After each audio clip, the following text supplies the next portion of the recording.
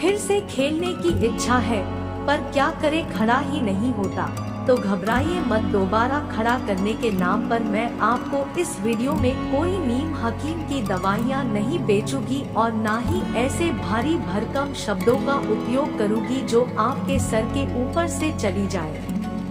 लेकिन इस बात की गारंटी है कि जब आप इस वीडियो को पूरा देख लेंगे तो आपको इस बात का पता लग जाएगा कि आपका घोड़ा न केवल सर उठाकर दौड़ने के लिए तैयार ही नहीं है, बल्कि आपकी फीमेल पार्टनर के शहर की सैर कराने के लिए भी तैयार है। तो सबसे पहले तो आपको यही चीज समझने की जरूरत है कि दोबारा खड़े होने की बात तभी होगी जब इजैक्यूलेशन होगा, और इजैक्यूलेशन प्राइवेट पार्ट से होता है। प्राइवेट पार्ट बॉडी में होता है और जो बॉडी है वो माइंड से कंट्रोल होती है। तो अगर आपके दिल और दिमाग में सेक्स करने की इच्छा हो रही है, तभी आप तन का इस्तेमाल करना शुरू करोगे और बॉडी में इरेक्शन पैदा होगा। अपने आप से कुछ नहीं होता है। लेकिन अगर आपके दिमाग में यह बात घर कर गई है कि दूसरी बार इलेक्शन हो ही नहीं पता, बस पहली बार करके शांति मिल जाती है और ठंडा हो जाता है, अब दूसरी बार नहीं उठ पाता, तो ऐसे में अगर आपका दिल मांगे मोर लेकिन आपका दिमाग तो यही बोलेगा बेटा तुमसे ना हो पाएगा, तो पहली बार कैसे हो गया। अगर आपको कोई इरेक्शन से रिलेटेड प्रॉब्लम है तो पहली बार भी नहीं होना चाहिए था। फर्स्ट टाइम में बढ़िया इलेक्शन हुआ, परफॉर्मेंस भी बढ़िया रही है, पूरे सेटिस्फाइड हो, तो इससे तो ये साफ जाहिर हो जाता है कि आपको कोई मेडिकल प्रॉब्लम नहीं है। ये इलेक्शन प्रॉब्लम ही नहीं तो सबसे पहले ये जो नीम हकीम की दवाइयाँ अपने घर में अपने सजा रखी है, ना इन्हें एक तरफ फेंको, थोड़ा सा दिमाग पर जोर दीजिए। मान लो आपकी जो वाइफ के साथ अपने पहला राउंड खेला और बहुत ही लाजवाब रहा, आपका प्रदर्शन भी अच्छा था और अब दोनों ही पूरी तरह से सेटिस्फाइड हो, लेकिन जब दूसरी बार खेलने की बात आई तो खड़ा नहीं हो रहा। लेकिन सेम टाइम वाइफ के अलावा कोई और फीमेल आपके सामने आकर खड़ी हो जाए तब तो आपका जरूर खड़ा हो जाएगा। अब ऐसा क्यों?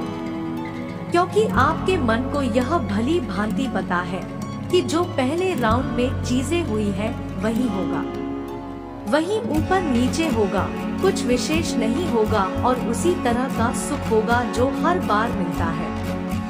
बिल्कुल वैसी ही चीज है जब आप 10 रसगुल्ले खा के बोर हो चुके होते हैं और आपको पता है कि 11वें रसगुल्ले का टेस्ट भी यही होगा, लेकिन सेम टाइम पास अगर नमकीन आ जाए, आपको नमकीन ऑफर कर दी जाए तो ओवर रेटिंग भी तैयार हो जाते हैं। मन में दोबारा नया टेस्ट पाने की इच्छा हो जाती है, क्यों ना थोड़ा टेस्ट बदल के देखूं, अच्छा लगेगा।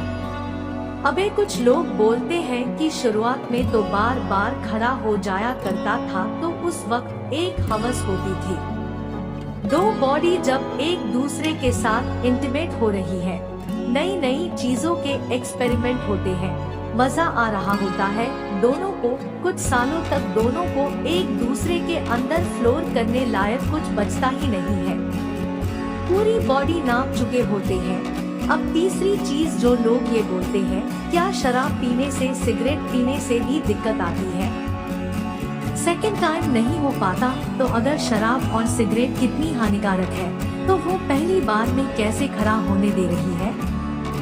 शराब और सिगरेट हानिकारक है, लेकिन यह तभी हानिकारक है जब आप इसकी ज्यादा कर देते हैं, क्योंकि अगर आप ज्यादा कर दोगे तो पहली बार में भी खड़ा नहीं होने देगी।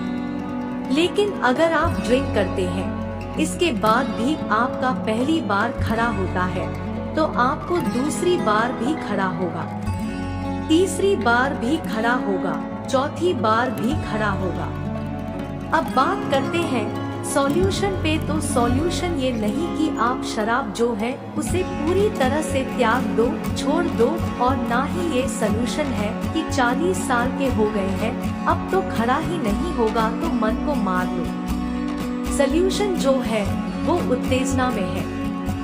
आप ऐसा क्या करें कि आपकी जो बॉडी है वो उत्तेजित हो, उसमें उत्तेजना पैदा हो। तो इसके लिए आपको सबसे पहले अपने माइंड पर काम करने की जरूरत है। एक बार आपका हो गया, उसके बाद आपका एक माइंड, एक साइकोलॉजी पहले से ही बनी हुई है कि अब दूसरी बार तो होगा ही नहीं। तो ये धारणा जब है कि दूसरी बार होगा ही नहीं, तो आप जितना मर्जी से हिलाओ, आपका लिंक खड़ा ही नहीं होगा। जब कंप्यूटर आपका हो जाता है तो आप क्या करते हो, उसे शट डाउन होना। तो सेम चीज आपको अपने माइंड के साथ करनी है, उसे शट डाउन है, उसको धोखा देना है। तो जैसे आप अपना पहला राउंड पूरा करते हो, इसके बाद आप दोनों अलग अलग हो जाए, बिल्कुल फ्रेश हो जाए, कपड़े चेंज कर ले, हाथ और मुंह धो ले, प्राइवेट पार्ट को क्लीन कर ले और एक दूसरे से दूरी बना ले। 10 या 15 मिनट के लिए दूरी बना ले। जब सेकंड राउंड आता है तो सहयोग जो है वो दोनों तरफ से होना जरूरी है, पति की तरफ से भी, पत्नी की तरफ से भी, क्योंकि ये जो प्रॉब्लम है ये मेडिकल नहीं है, साइकोलॉजिकल प्रॉब्लम है। तो ये तभी पॉसिबल हो पाएगा जब दोनों एक दूसरे को सहयोग करेंगे। और ये जो सेकंड राउंड पे इसका खेल शुरू होगा वो ज्ञानेंद्रियों का होगा, फैंटेसी का होगा, नएपन का होगा।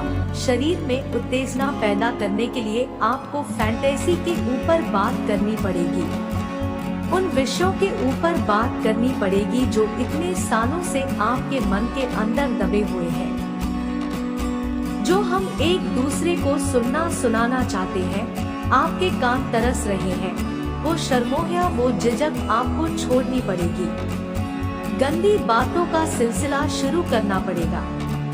अब दूसरे ज्ञानेंद्र आपकी आंखें, आपको अपनी आंखों को अब वो खुला खुला नहीं दिखाना है, वो तो अपने पहले राउंड में खेल लिया। अब थोड़ा सा कपड़ों से खुद को ढको, आधी अधूरी चीजें ही दिखाओ ताकि एक्साइटमेंट पैदा हो। शुरू में आपको बिल्कुल नाटक जैसा लगेगा, लेकिन धीरे धीरे आपका जो माइंड है वो प्रिपेयर होता चला जाएगा। जैसे माइंड एक्टिव थोड़ा टाइम लगता है, इसी तरह से आप अपनी सेक्स लाइफ में रोल प्ले का तड़का भी ऐड कर सकते हैं। बोलिए अपनी वाइफ को खुल के कि अभी तक तो मैंने अपनी बीवी के साथ किया था, अब मैं अपनी गर्लफ्रेंड के साथ करने के मूड में हूँ। वॉशरूम जाइए और जैसे आप बाहर आएंगे, आपकी जो है वो सेकंड राउंड एकदम आपकी गर्लफ्रेंड वाले अवतार में तैयार होगी। इसी तरह से कभी आप कीजिए, अपनी बीवी का दिल खुश कीजिए, उसकी इमेजिनेशन में जिस फिल्म में एक्टर की इमेजिनेशन चलती है, पिक्चर चलती है, वैसा ही बनकर उसके साथ सेक्स करने की कोशिश कीजिए। देखिए कैसे आपका सेकंड राउंड तना के खड़ा हो जाता है। फिर वो बोल रही हूँ नीम हकीम खतरा ए जान इन सब चीजों से दूर रही है। अब एक और जिसे मल्टीपल ऑर्गेज्म भी कहते हैं, इसके बारे में हम आपको बताना चाहूंगी कि जैसे कुछ लोगों का होता है ना कि यार मेरा डिस्चार्ज होने के बाद भी खड़े रहे, सेकंड राउंड ही रेडी हो जाऊं मैं, बैठे ही ना, उठाने की जरूरत ही ना पड़े। तो ये एक अवस्था होती है जहां तक पहुंचा जा सकता है और इसे ही मल्टीपल ऑर्गेज्म भी कहते हैं। ऐसा नहीं है कि फीमेल जो होती है उन्हें को ऑर्गेज्म होता है, ये पुरुष को भी होता है, लेकिन इसके लिए प्रैक्टिस की जरूरत होती है। कि जैसे मान लो कि आप इन आउट कर रहे हो, आप फर्स्ट टाइम खेल रहे हो अपनी वाइफ के साथ और स्पीड में ही इन आउट कर रहे हो, फिर किसी स्टेज जाते हैं कि बॉडी बोलती है कि बस थोड़ा सा ब्रेक ले, 20 से 25 सेकंड का ब्रेक ले, लेकिन आप उसको ब्रेक नहीं देते, डिस्चार्ज हो गया है, उसके बाद भी आप इन आउट करे जा रहे हो। तो जब 20 से 25 सेकंड का जो टाइम होता है ना, जिसमें आपको ब्रेक देना होता है, वो नहीं देते, आप उसको पार कर जाते हो, उस टाइम को ओवर कर जाते हो, तो वहाँ पर खड़ा ही रहेगा और सेकंड टाइम आप रेडी हो जाओगे। ये बोला जाता है ना कि फीमेल जो है वो मल्टीपल ऑर्गेज़म ले सकती है। उसके पीछे यही रीजन होता है कि जब कोई उसका मेल पार्टनर उसके साथ इन आउट का गेम खेल रहा होता है, वो फर्स्ट टाइम डिस्चार्ज भी हो गई है, लेकिन उसका जो मेल पार्टनर है वो डिस्चार्ज नहीं होता, तो वो इन आउट करने में लगा ही रहता है।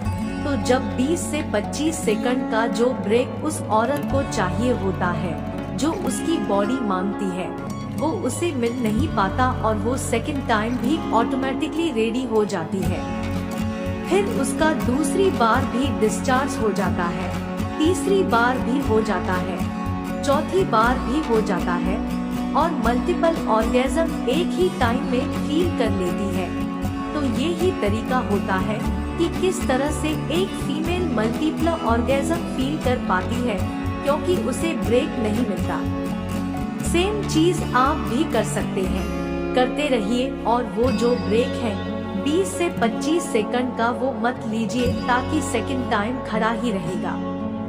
इस वीडियो की इतना ही कहेंगे कि अपनी बॉडी को पहचाने, उसके रिक्वायरमेंट को पहचाने, आपकी जो प्रॉब्लम है उसको पहचानने। वो मेडिकल है, ये साइकोलॉजिकल है।